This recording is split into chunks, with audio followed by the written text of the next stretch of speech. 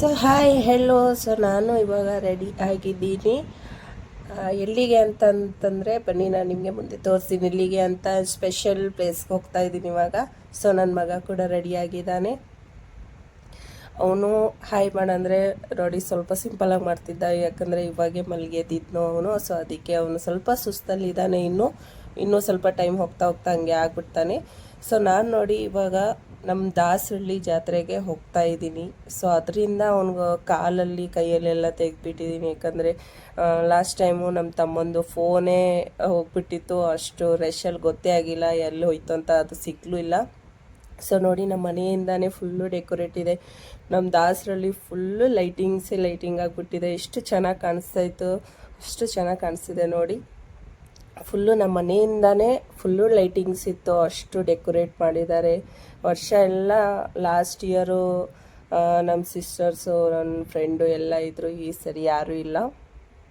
So ನೋಡಿ ಎಲ್ಲಿಂದ decorate ಇದೆ ನೋಡಿ. ನಮ್ಮ ರಾಮನಿಗೂ ಎಷ್ಟು ಚೆನ್ನಾಗಿ ಡೆಕೋರೇಟ್ ಮಾಡಿದ್ದಾರೆ.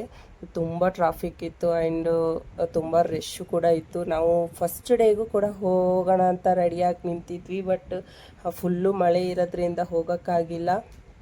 ಸೊ ಅದಕ್ಕೆ ನಾನಿವತ್ತು ಸೆಕೆಂಡ್ ಡೇಗೆ ಹೋಗ್ತಾ ಇದ್ದೀನಿ. ಸೊ ಎಲ್ಲ ಟೈಪ್ಸು ಇಲ್ಲ ಇದೆ, ನಿಮಗೆ ಶಾಪಿಂಗ್ ಎಲ್ಲ ಮಾಡ್ಬೋದು ಬಂದುಬಿಟ್ಟು. ಆ್ಯಂಡ್ ಅಷ್ಟರಲ್ಲೇ ನಾವು ಹೋಗೋಷ್ಟರಲ್ಲೇ ನೋಡಿ ನಮ್ಮ ದೇವರು ಕೂಡ ಮುಂದೆನೇ ಬಂದುಬಿಟ್ರು, ನಮ್ಮ ಮುಂದೆನೇ. ನಾನು ಮಿಸ್ ಮಾಡಿಕೊಂಡೆ ಅಂದ್ಕೊಂಡಿದ್ದೆ, ಇಲ್ಲ ಮಿಸ್ ಆಗಿಲ್ಲ. ಸೊ ಎಲ್ಲ ದೇವರು ತಗೊಂಡೋಗ್ತಾ ಇದ್ದಾರೆ. ಎಷ್ಟು ಡೆಕೋರೇಟ್ ನೋಡಿಬಿಟ್ಟೇ ಫುಲ್ಲು ಖುಷಿಯಾಗ್ಬಿಡುತ್ತೆ, ಅಷ್ಟು ಚೆನ್ನಾಗಿ ಡೆಕೋರೇಟ್ ಮಾಡಿದ್ದಾರೆ ದೇವ್ರದ್ದು. ಸೊ ನೋಡಿ ಜನ ನೋಡಿ, ಇವತ್ತು ಸೆಕೆಂಡ್ ಡೇ ಇರೋದ್ರಿಂದ ಇಷ್ಟು ರಶ್ ಇದೆ ಅಂತ. ದೇವ್ರದ್ದು ಏನೋ ಎಲ್ಲ ಪೂಜೆ ಎಲ್ಲ ನಡೀತಿದೆಯಲ್ಲ, ಸೊ ಅದರಿಂದ ನೀವು 3rd ಡೇ ಬಂದರೆ 4th ಡೇ ಬಂದರೆ ಇಷ್ಟು ರಶ್ ಇರೋಲ್ಲ, ಆರಾಮಾಗಿ ಶಾಪಿಂಗ್ ಮಾಡ್ಬೋದು.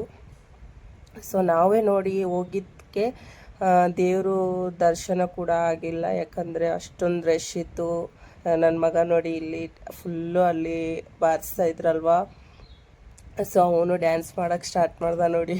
ಫುಲ್ಲು ಡ್ಯಾನ್ಸ್ ಮಾಡ್ತಾಯಿದ್ದ, ಅವನಂತೂ ಫುಲ್ ಎಂಜಾಯ್ ಮಾಡ್ದ. ಲಾಸ್ಟ್ ಇಯರು ಅವನು ತುಂಬ ಚಿಕ್ಕವನಿದ್ದ, ಅದಷ್ಟು ಗೊತ್ತಾಗಿರಲಿಲ್ಲ ಅವನಿಗೆ. ಸೊ ಲಾಸ್ಟ್ ಇಯರು ಅದೇ ಬಾಲ್ ತೊಗೊಂಡಿದ್ವಿ ಅವನಿಗೋಸ್ಕರ ಬಲೂನ್ದು, ಇವತ್ತೂ ಅದೇ ತೊಗೊಂಡಿದ್ದಾನೆ. ಸೊ ನೋಡಿ ನಮ್ಮ ದೇವಿ ಹತ್ರ ನಾವು ಬಂದುಬಿಟ್ವಿ ಇವಾಗ. ಹತ್ತಿರ ಅದು ಅಟ್ಲೀಸ್ಟ್ ಒಂದು 1/2 hour ಆಯಿತು ನಮ್ಗೆ ಅಲ್ಲಿಂದ ಅಲ್ಲಿ ಬರೋಕ್ಕೆ, ಯಾಕಂದರೆ ಅಷ್ಟು ಜನ ಇತ್ತು. ಸೊ ಇಲ್ಲೆಲ್ಲ ಅಗ್ಗಿದೆಲ್ಲ ಆಗೋಗಿತ್ತು ಆಲ್ರೆಡಿ, ಇದು ಮಿಸ್ ಆಯಿತು ನನಗೆ. ಏನು ಮಾಡೋಕ್ಕಾಗಲ್ಲ ಬಿಡಿ, ಅದನ್ನು ಹಣೆ ಬರಬೇಕಲ್ವ. ಸೊ ಮಳೆ ಇರೋದ್ರಿಂದ ನಂಗೆ ಬರೋಕ್ಕಾಗಿಲ್ಲ. ಸೊ ಇದು ನೋಡಿ ಎಷ್ಟು ಜೋಕಾಲಿ ಅದು ಇತ್ತು, ಇದರಲ್ಲೂ ನಾನು ಯಾವುದರಲ್ಲೂ ಕೂತ್ಕೊಳ್ಳೋಕ್ಕಾಗಿಲ್ಲ ನೋಡಿ. ಲಾಸ್ಟ್ ಇಯರ್ ನೋಡಿ 100 ರೂಪೀಸ್ ಇತ್ತು, ಈ ಸರಿ ಸ್ವಲ್ಪ 20 ರೂಪೀಸ್ ಎಕ್ಸ್ಟ್ರಾ ಮಾಡಿಬಿಟ್ಟಿದ್ದಾರೆ ನೋಡಿ. ಅಮ್ಮ ಹತ್ರ ಅಂತೂ ಹೋಗೋಕ್ಕೆ ಆಗಿಲ್ಲ, ಅಷ್ಟು ರಶ್ ಇತ್ತು. ಇವರು ಕೂಡ ಬೇಡ ಬಾ ನೆಕ್ಸ್ಟ್ ಡೇ ಹೋಗೋಣ ಅಂತಂದರು. ಸೊ ಪ್ರಸಾದ ತಗೊಂಡು ಸುಮ್ಮನೆ ಮನೆಗೆ ಬಂದುಬಿಟ್ವಿ, ಮತ್ತು ನೆಕ್ಸ್ಟ್ ಡೇ ಹೋಗೋಣ ಬಿಡು ಅಂತ ಹೇಳಿಬಿಟ್ಟು.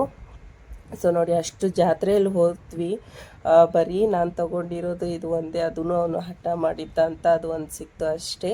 ಸೊ ನಾನು ನೆಕ್ಸ್ಟ್ ಡೇ ಮತ್ತೆ ಹೋದರೆ ಅದು ವ್ಲಾಗ್ ಕೂಡ ಮಾಡ್ತೀನಿ.